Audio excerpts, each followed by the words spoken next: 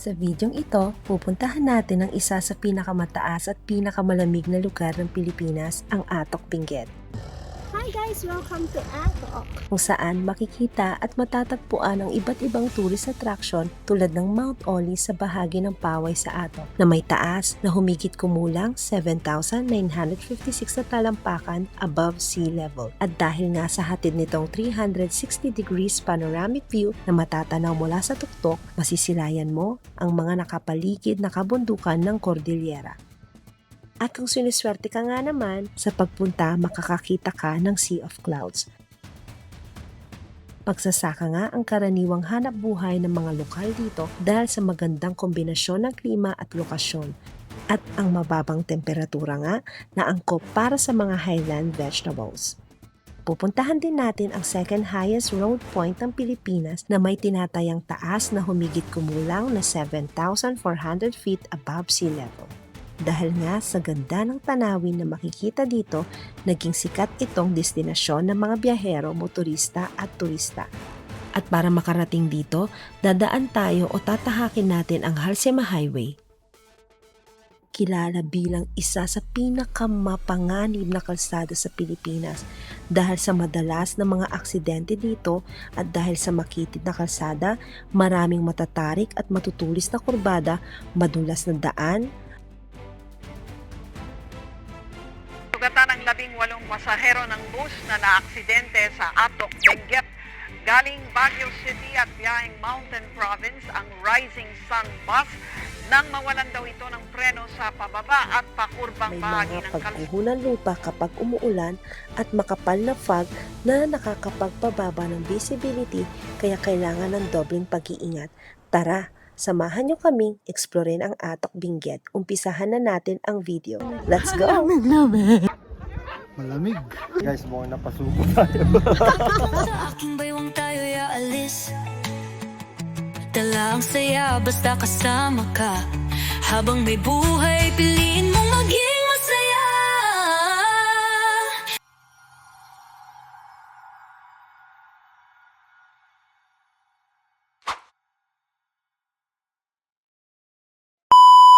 Alright, time check, 3:15 a.m. At ang usapan namin alas 3 na late na kami ng 15 minutes. Dito pala kami magkikita-kita ng aming mga kasama. Guys, sila yung mga kasama namin sa ride. 4 lang kami actually. Alright. Ayan, si Tatay Bong, the drums and wheels, at si Cindy D. the lady rider.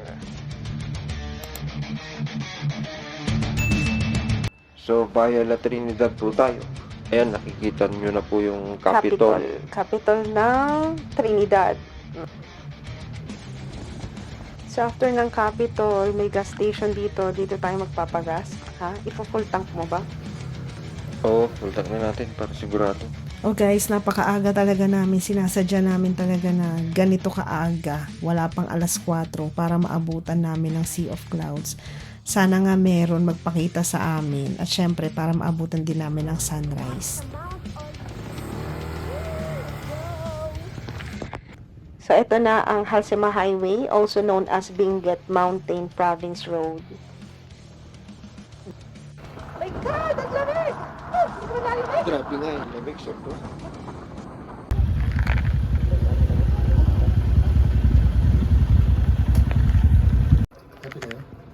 Kakape ka? Oo. Naantok si drums and wheels. Meron pala sila ito. Piso wifi yan eh! Piso wifi, ito pala yan. Kape. Mga kasama natin. Ang isang rockistang rider. Nag-frostbite yung ilong ko. Mag-coffee muna kami guys kasi sobrang lamig. Kasama natin Kung may pati. drums and wheels and lady rider. Ayan, si Cindy, kasama natin. So meron pa tayong 55 minutes. Ilang kilometers? 27. 27 kilometers pa. So, matagal-tagal pa nga ang biyahe natin at syempre sobrang dilim nga at hindi talaga ako makakuha ng magandang kuha dito na video. Di ba pumunta tayo dito nung kay Dandang? Alam ko na. Ganito na lang. Yung video natin nun, total hindi mo pa naman na-upload yun. Yun na lang lalagay natin dito para may footage tayo ng maliwanag, di ba? Ito ang itsura ng Halsema Highway sa araw. Dahil nga madaling araw kami bumiyahe, wala tayong makikita. At para maipakita namin sa inyo ang daan at ganda ng Halsema, isasama ko na ang kuha ko nung nagbiyahe kami papunta sa Ato, kamakailan lang. Anong oras na? Malapit na kaya tayo? Para ako nauuhaw. Malayo pa eh. Dito sa Google natin, medyo malayo pa nga. Ala, hinto kaya muna tayo.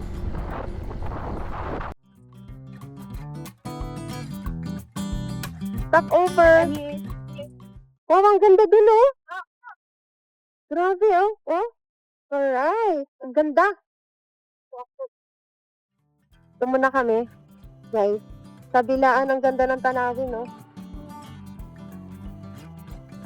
Time check. Anong oras na?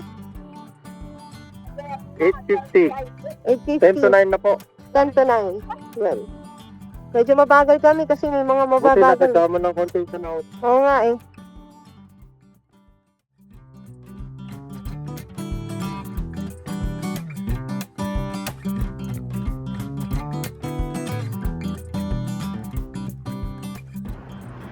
Hindi mo ba napapansin yung kalsada? Napakakitid niya. Napakaliit.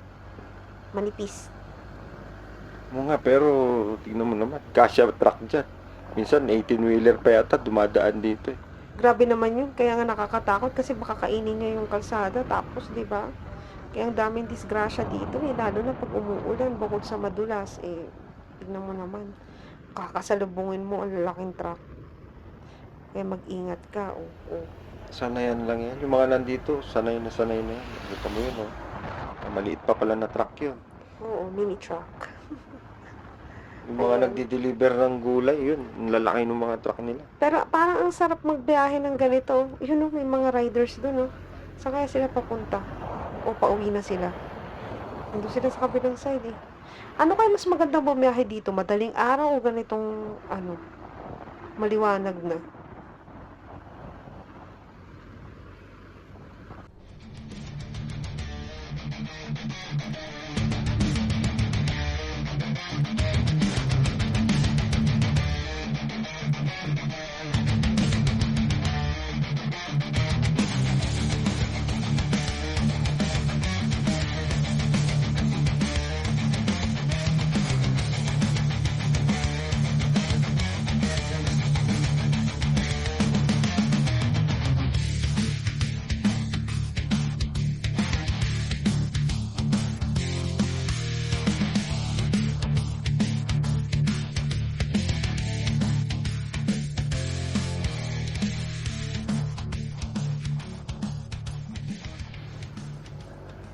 Shucks, ang ganda ng ng bundok doon. Nakuha ka kaya ng drone?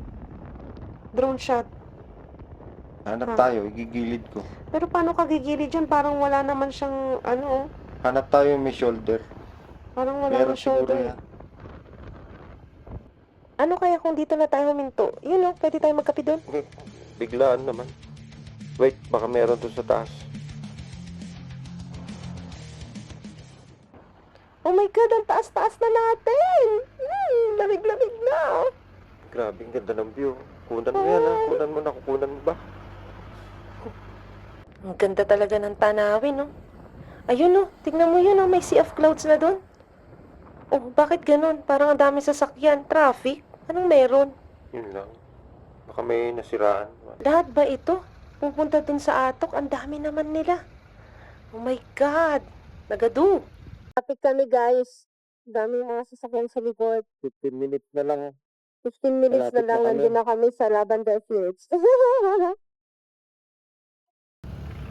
Ayun lang. Kaya naman pala traffic eh. May ginagawang kalsada. Ang dami palang nakamotor din eh, no?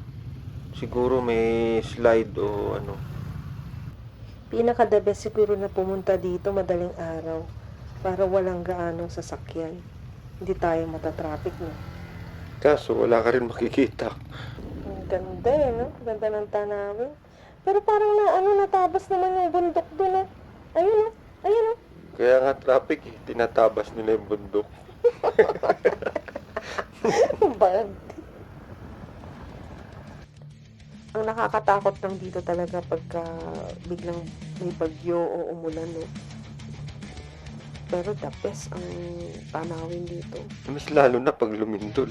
Baka may mga batong gumugulong na lang dyan. Natural, alangan naman pupunta ka pa dito pagka lumilindol. Hindi, balay mo ba? Bigla lang ang lindol. Sino naman magsasabi? At least yung bagyo, alam mo Eh, kung may bagyo. katapusan mo na. That's it. Grabe, ang ganda. Ang ganda. Kakaiba. Shucks. Grabe, ang ganda talaga ng Benguet. Hindi ko to ipagpapalit sa'yo. I love Benguet. Pagpapalit Garot. ko to, I love Benguet. Shut. Yan ha. Ang ganda, my God! Hinto tayo dito, oh. Mag-drone ka kaya dito. O sige. Ayun, ang Kaso- Sea of Clouds, oh.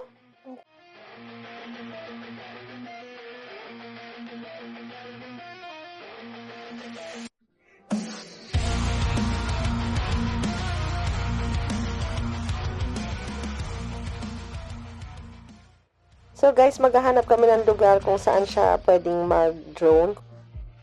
Yan. Nakikita mo ba? Doon tayo, tapusin muna natin tong half tunnel na to. Ito na yata yun. Nakikita mo ba itong nakikita ko? Tignan mo yung nasa likod ko. Dali. Tignan mo ah. Ako titingin sa likod. Mababangga tayo. Ayan, magpalipad si Vin ng drone para makita natin yung ganda nitong Halsema.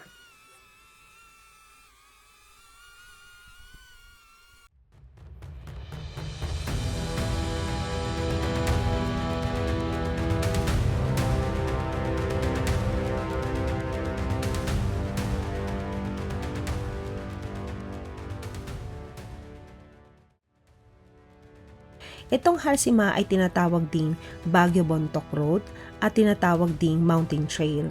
Isa itong pinakakilala at pinakamahalagang kalsada sa northern part ng Pilipinas. Ito pala ay nagsisilbing major na ruta for transportation na nag-uugnay sa lalawigan ng Benguet at Mountain Province. Bago ka pa nga makarating sa Atok, mabubusog na ang mga mata ninyo sa ganda ng mga tanawin at dahil dyan, Halsema Highway is widely considered one of the most scenic highways in the Philippines.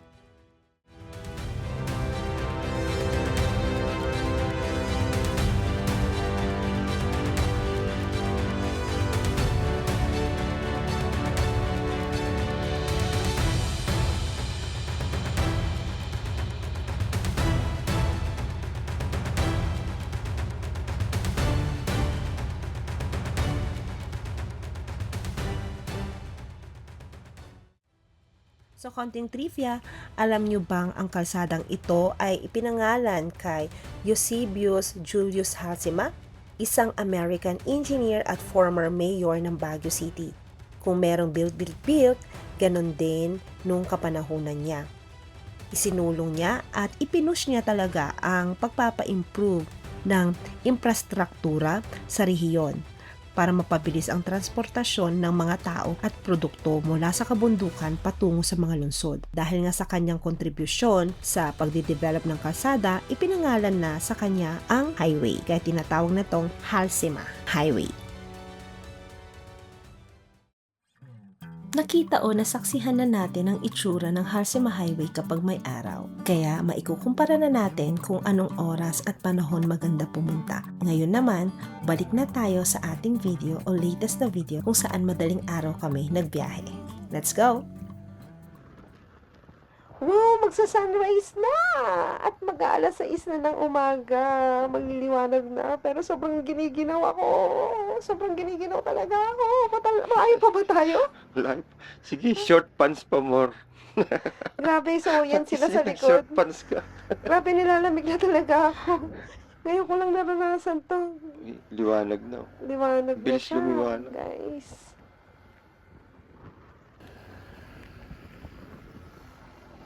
Bilisan na natin para maabutan natin. Sana may sea of clouds tayong makita mamaya. Yan na, maliwanag na. Meron nang nakukuha ang aking phone. At nandun pa rin talaga sila sa likod. O, diba? Feeling ko talagang lamig na rin sila. At ito na nga yung paakyat na kalsada papunta sa Mount Olis.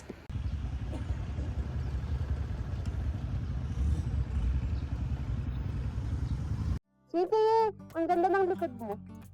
Sa background. Ate? Yeah.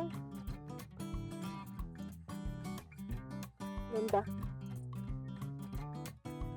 Guys, kailangan natin yata mag-bayad ng environmental fee dito.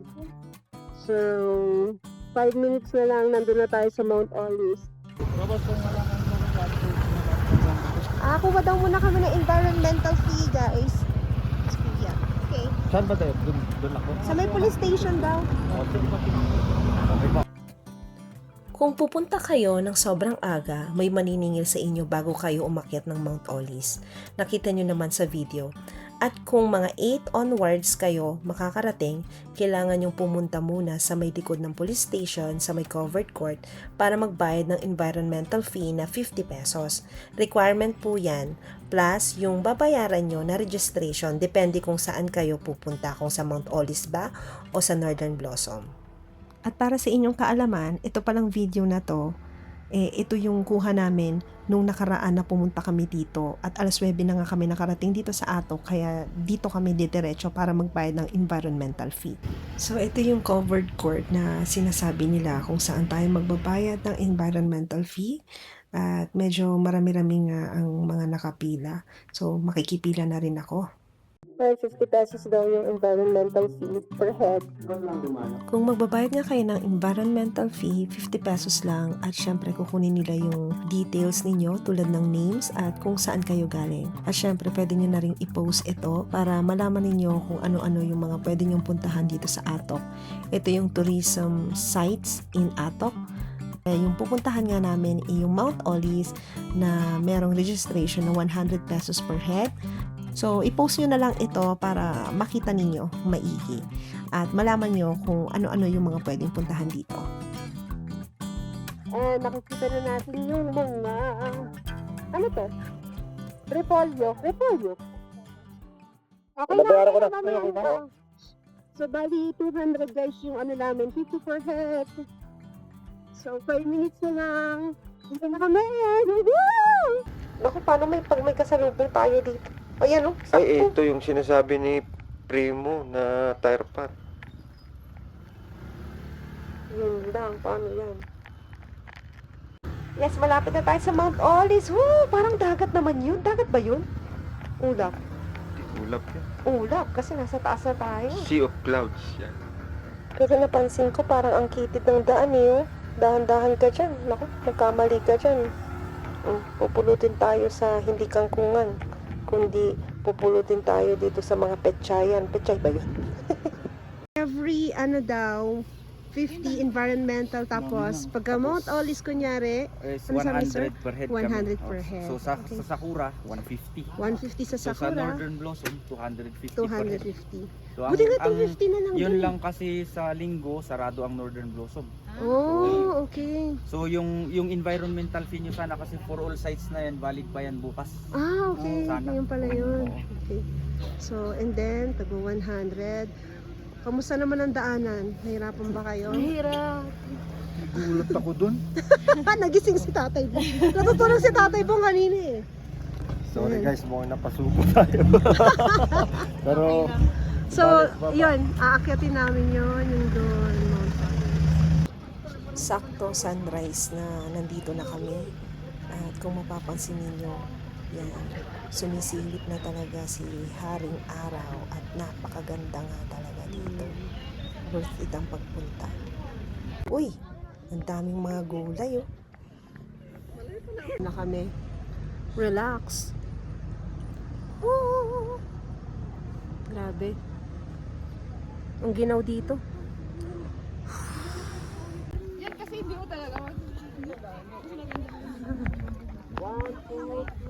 Anong masasabi mo, Miss Cindy? Ang lamig-lamig. Ang lamig talaga. Ano masasabi mo, Tatay Bong? malamig. Lahat na ano, puro malamig. Nandito, puro malamig. Puro malamig eh. Uy, kanya-kunyari daw. Hindi daw nilalamig, oh.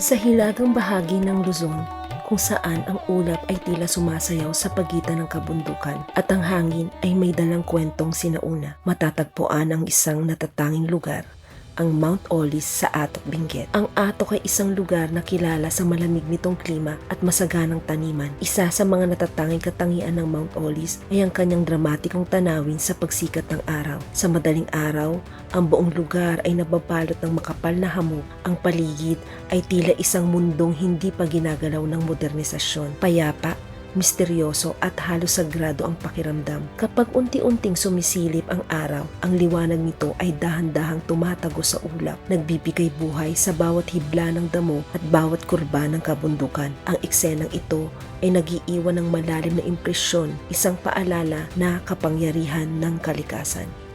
Bukod sa tanawin, mahalaga rin ang Mount Olis sa lokal na komunidad. Ang mga lupain sa paligid nito ay ginagamit para sa agrikultura, partikular sa pagtatanim ng mga gulay na karaniwang matatagpuan sa Benguet. Sa ganitong paraan, ang bundok ay hindi lamang simbolo ng kagandahan kundi pati na rin sa kabuhayan. Ang Mount Olis ay higit pa sa isang destinasyon. Ito ay isang karanasan, isang tahimik, ngunit makapangyarihang paalala na sa gitna ng ingay ng mundo, may mga lugar pa rin na nananatiling payapa.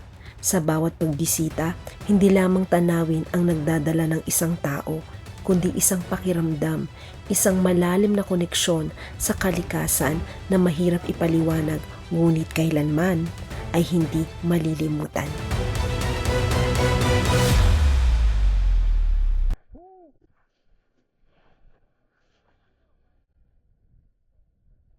With caution.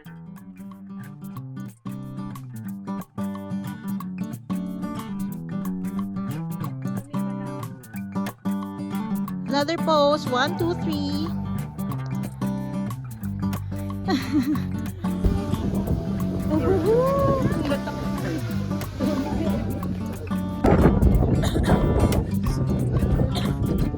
Lugi na si Cindy.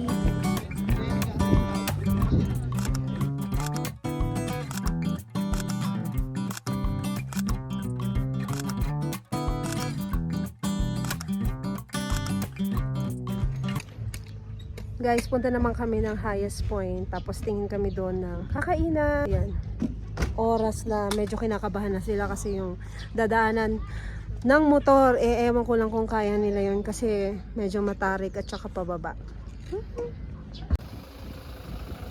Yeah. Kaya mo kay angkas? So far so good. So far so good. Doon pa ba yung matarik? Hindi ko alam eh. Pero ang ganda. Dahil matarik guys, so si kuya na ang nagbaba ng ano ni Cindy. So hintayin natin si Miss Cindy naglalakad. So nandiyan na si Madam Cindy. Nauna na yung motor niya sa kanya guys. Papunta na nga kami sa highest point at doon na rin siguro kami kakain ng lunch. At ito nga napakabagal, diba? Nag-slow motion kasi naka-bullet mode ang Insta360 yan. Hindi namin na check na ganun pala.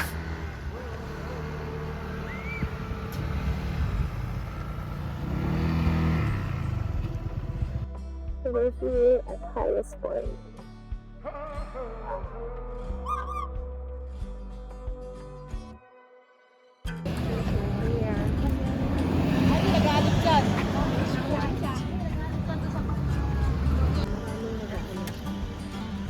Nagtitinda ng mga souvenirs.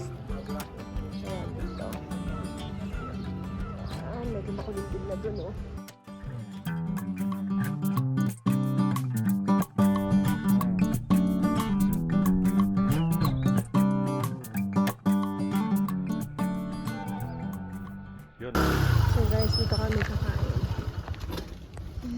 sila.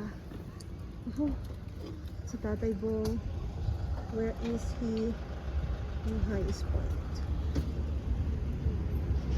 At naabutan na nga kami ng lunch dito at dito kami kakain sa Highest Point Cafe and Restaurant.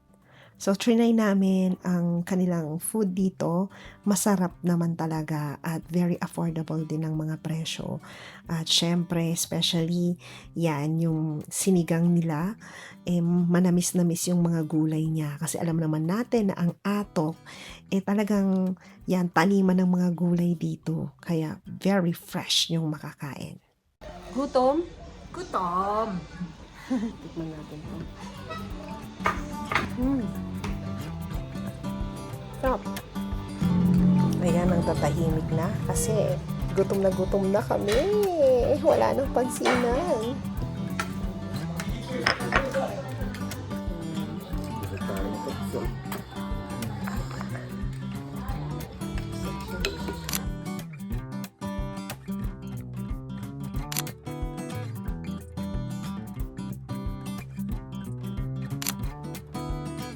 Napuntahan na nga natin ang Atok at kahit hindi man natin natsambahan ang Sea of Clouds, sulit na sulit pa rin ang pagpunta dahil napakaganda ng lugar, lalo na sa Mount Olis. Ibang klase ang lamig, tanawin at syempre ang experience.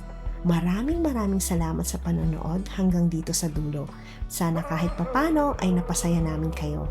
Kami pala ang Vin and Van Adventures. Huwag na huwag kayong magsasawa sa pagsuporta at panonood ng aming mga motovlog. At alam niyo bang malaking bagay na rin sa amin ang bawat view, like at comment ninyo. At syempre huwag kakalimutan mag-subscribe.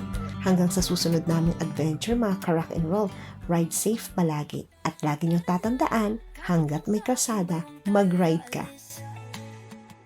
Dala ang saya basta kasama ka. Habang may buhay